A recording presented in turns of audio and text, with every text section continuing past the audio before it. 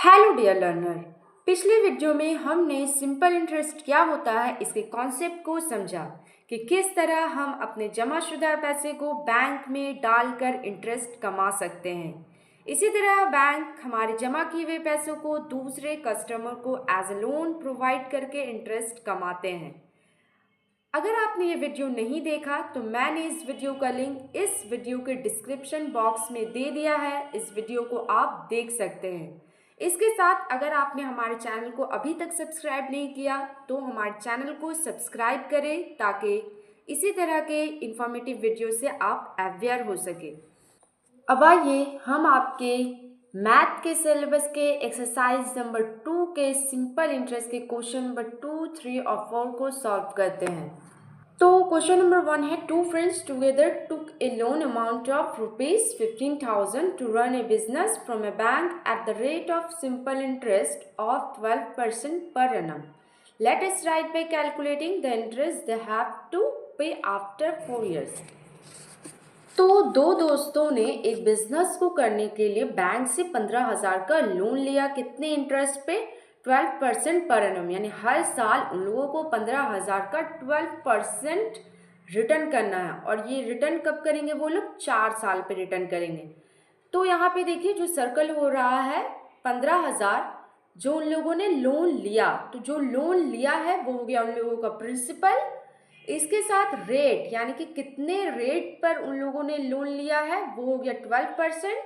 इसके साथ कब वो लोग लोन को रिटर्न करेंगे बैंक को, वो है टाइमिंग है आपका 4 साल। तो सिंपली आप लोग एसआई के फॉर्मूला को जानते हैं कि एसआई का फॉर्मूला क्या होता है, P into R into T by 100। इसे P की जगह हम लोग 15,000 लिखेंगे, R की जगह 12 और T की जगह टाइम की जगह 4 लिखेंगे और इसे 100 से डिवाइड करेंगे। तमाम वैल्यूज़ को पुट कीजिए, उन्हें अच्छी तरह से सिंप्लीफाई कीजिए और आप लोगों को बहुत ही ईजिली आंसर आ जाएगा। तो चलिए हम लोग दूसरे क्वेश्चन में मूव करते हैं। दूसरा क्वेश्चन है, let us determine the interest of 2,000 at the rate of simple interest of 6% per annum from 1 January to 26 May 2005। तो यहाँ पे सिंपल इंटरेस्ट मालूम करने बोल रहा है 2,000 रुपीज़ का, जिसका रेट है 6% पर एनम और टाइमिंग दिया हुआ 1 जनवरी टू 26 मई 2005।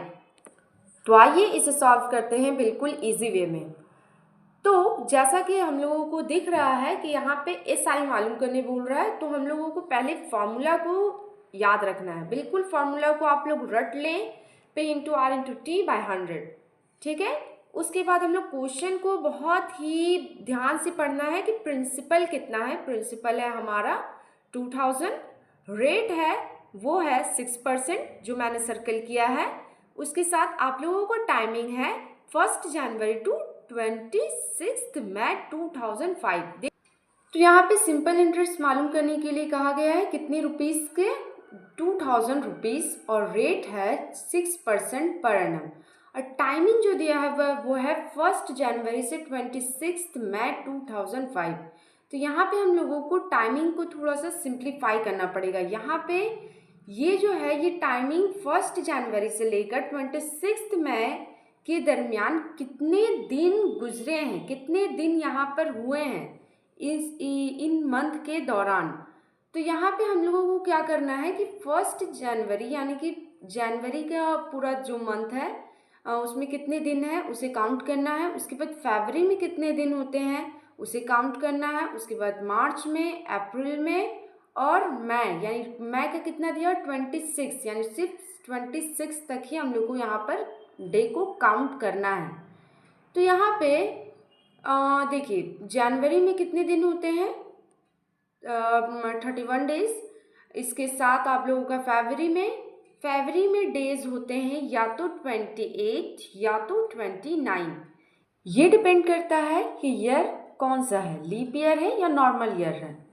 अगर लीप ईयर हुआ तो फरवरी में डेज होते हैं 29 और अगर नॉर्मल ईयर है तो डेज होंगे 28।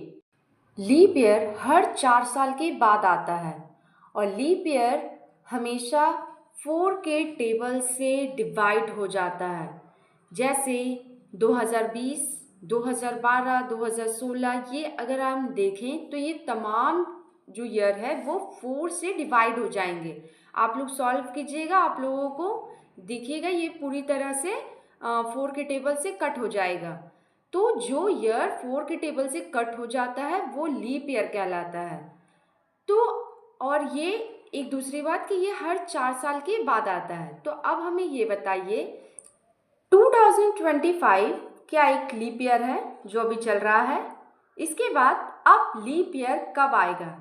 इसका आंसर आप हमें कमेंट बॉक्स में ज़रूर दें ताकि हमें पता चल सके कि हाँ आप लीप ईयर जान चुके हैं। उसके बाद टाइम मार्च का कितने दिन हुए? 31 मार्च।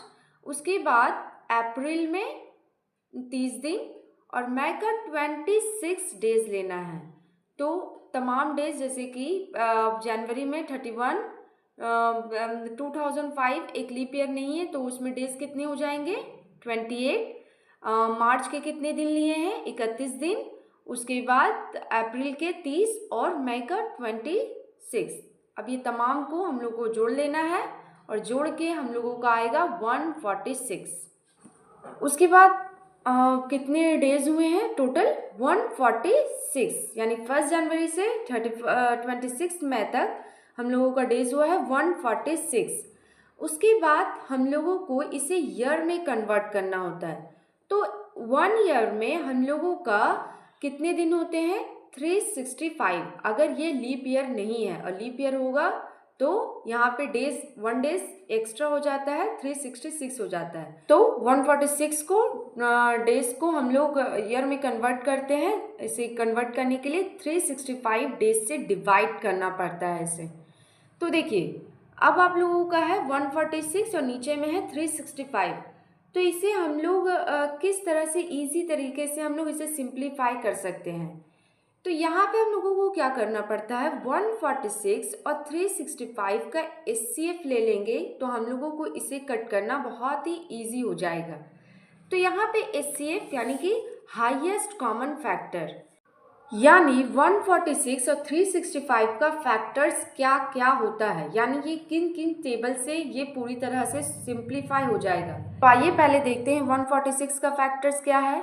146 यानी कि ये 1 से तो सिंप्लीफाई हो जाएगा, 2 से भी ये चला जाएगा, 73 के टेबल से भी ये सॉल्व हो जाएगा यानी कि सिंप्लीफाई हो जाएगा, कट जाएगा, और खुद ये 146 के टेबल से भी चला जाएगा यानी कि कट हो जाएगा।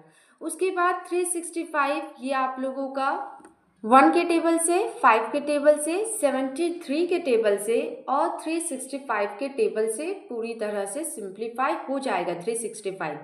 अब देखिए यहाँ पे फैक्टर पता करने के बाद हम लोगों को HCF में क्या करना पड़ता है? हाईएस्ट कॉमन फैक्टर ढूंढना पड़ता है, यानी ऐसा नंबर जो दोनों में कॉमन हो और वो नंबर जो हाईएस्ट हो दोनों में। तो यहाँ पे देखिए वो नंबर जो दोनों में कॉमन है और हाईएस्ट है, तो वो नंबर हम लोगों को कौन सा है? 73। उसके बाद हम लोगों को यहाँ पे 146 और 365 को जो हाईएस्ट कॉमन फैक्टर आया है उससे हम लोगों को डिवाइड करना होता है। तो देखिए 73 के टेबल में 146 आता है 2 टाइम्स और 73 के टेबल में 365 आता है 5 टाइम्स में। उसके बाद 2/5 को हम लोग डिवाइड कर देते हैं, तो 2 ऊपर में छोटा है 5 से, तो हम लोग यहाँ पे पॉइंट लेंगे। पॉइंट के बाद हम लोग यहाँ पे क्या करते हैं? जब पॉइंट लेते हैं तो हम लोगों का आंसर आ जाएगा 0.4, है ना, क्योंकि 5 के टेबल में 20, जब 2 के बाद हम लोग जहाँ पे पॉइंट लेने के बाद 2 के साथ 0 को पुट करेंगे तो 5 के टेबल में ये 4 टाइम्स में चला जाता है। तो हम लोगों का यहाँ पर जब 2/5 को डिवाइड करेंगे तो हम लोगों का आएगा 0.4। तो चलिए अब हम लोग ने 146 डेज को हम लोग ईयर में कन्वर्ट कर दिए हैं और हमारा वो आया है 0.4 ईयर्स। अब हम लोग सिंपली यहाँ पे इस आई के फॉर्मूला में इसे पुट कर देंगे। तो प्रिंसिपल की जगह 2000, रेट की जगह 6% और ईयर हमारा है वो है पॉइंट में 0.4, तो यहाँ पे 0 पॉइंट यानी पॉइंट को हटाने के लिए हम लोग क्या करते हैं, पॉइंट के बाद कितना नंबर है, एक नंबर है, तो हम लोग यहाँ पे नीचे में 10 से डिवाइड करेंगे। पॉइंट के बाद जितना नंबर होता है उससे हम लोग यहाँ पे 0 को बढ़ाते जाते हैं। तो यहाँ पे 4 यानी कि पॉइंट के बाद 4 एक नंबर हुआ, एक घर हुआ, तो यहाँ पर हम लोग नीचे में 10 से डिवाइड करेंगे। उसके बाद इस 4/10 को यहाँ पे ईयर की जगह यानी कि 4 को ऊपर में आर की जगह और 10 को यहाँ पर 100 के साथ मल्टीप्लाई करेंगे। तो जब 10 को 100 से मल्टीप्लाई करेंगे तो हमारा कितना आएगा, 1000। उसके बाद है नीचे में 1000, ऊपर में प्रिंसिपल 2000, रेट है आपका 6% और ये टाइम हो गया आप लोगों का 4%। तो यहाँ पे नीचे का 1000 का 30 कट हो जाएगा, ऊपर का 30 कट हो जाएगा। उसके बाद नीचे कुछ नहीं बचा, ऊपर के तमाम नंबर को आपस में मल्टीप्लाई कर देंगे और जितना आएगा वो हो जाएगा हम लोगों का आंसर। आइए क्वेश्चन नंबर 3 देखते हैं। Let us determine the amount principal along with interest of ₹960 at the rate of simple interest of 1/3% annum for 1 year 3 month। देखिए यहाँ पे हम लोगों को अमाउंट मालूम करने के लिए कहा जा रहा है। अमाउंट क्या होता है, प्रिंसिपल अलॉन्ग विथ इंटरेस्ट, यानी प्रिंसिपल के साथ आप लोगों को कितना इंटरेस्ट मिला है उससे हम लोग सम करते हैं, जोड़ते हैं और फिर हम लोगों को अमाउंट पता चलता है। तो यहाँ पे जो प्रिंसिपल है वो है 960, यानी इस पे हम लोगों को एसआई पहले मालूम करना है। उसके बाद रेट है जो है वो है 1/3% और ईयर दिया हुआ है 1 ईयर, टाइम जो दिया हुआ है वो है 1 ईयर 3 मंथ। तो जो रेट गिवन है उसे हम लोग थोड़ा सा सिंप्लीफाई कर लेते हैं। 1/3 को हम लोग क्या करते हैं, 3 को 8 से मल्टीप्लाई करते हैं तो 3 8 जा होता है 24 और 24 में 1 को प्लस करते हैं तो आ जाता है 25 और नीचे में जो 3 है /3, तो यहाँ पे हम लोग रेट आ जाएगा 25/3। उसके बाद हम लोगों को टाइम को क्या करना है, सिंप्लीफाई करना है। यहाँ पे देखिए, यहाँ पे 1 ईयर तो ठीक है, लेकिन इसके साथ जो 3 मंथ्स दिया हुआ है, इस 3 मंथ को हम लोगों को ईयर में कन्वर्ट करना होगा। तो ईयर में कन्वर्ट करने के लिए हम लोगों को, जब हम लोगों को डेज को ईयर में कन्वर्ट करना होता था तो 365 डेज से हम लोग क्या करते थे, डिवाइड करते थे। लेकिन मंथ को अगर हम लोगों को ईयर में कन्वर्ट करना होगा तो 1 ईयर में कितने मंथ होते हैं, 12 मंथ होते हैं, तो हम लोगों को उससे डिवाइड करना होता है। ठीक है, जब हम लोग तो 3 मंथ को हम लोग को ईयर में कन्वर्ट करने के लिए 12 से हम लोग डिवाइड करेंगे। तो जब हम लोग 12 से डिवाइड करेंगे तो हमारा आ जाएगा 1/4। ठीक है, यानी 3 month is equal to 1/4 year. उसके बाद जो हम लोगों का टाइम कितना था, 1 ईयर के साथ 3 मंथ था, तो ये 1 ईयर और 3 मंथ, जो हम लोगों का 3 मंथ कितने ईयर आया है, 3 मंथ इक्वल टू 1/4। तो इन लोगों को 1 और प्लस 1/4 दोनों को ऐड कर देंगे। ठीक है, तो देखिए यहाँ पे हम लोग फिर उसके बाद इजीली बहुत ही सिंपली तरीक़ा से सॉल्व कर लेंगे। एलसीएम ले लेंगे 4 का, 4 को 1 से फिर क्या करते हैं, आप लोगों को पता है 4 1 जा 4 और 4 के साथ हम लोगों को 1 को ऐड करते हैं तो 5 आएगा और नीचे में जो 4 एलसीएम लिए थे वो होगा, यानी कि जो ईयर आएगा वो हम लोगों का हो जाएगा 5/4। उसके बाद हम लोग एसआई के फॉर्मूला में उसे पुट कर लेंगे और सॉल्व कर देंगे। तो देखिए यहाँ पे 960 को पहले हम लोग मल्टीप्लाई कर देंगे, इस सबको ऊपर ऊपर वाले को पहले मल्टीप्लाई करेंगे। तो 960 को 25 से मल्टीप्लाई करेंगे तो हम लोगों का आएगा 24,000। ठीक है, उसके बाद हम लोगों को ये जो 24,000 आया उसके बाद 5 से मल्टीप्लाई करना होता है, तो उसके बाद हम लोगों का आएगा 1,20,000। उसके बाद जो 3 और 4 है नीचे में, इन दोनों को आपस में मल्टीप्लाई करेंगे तो हमारा आएगा 12।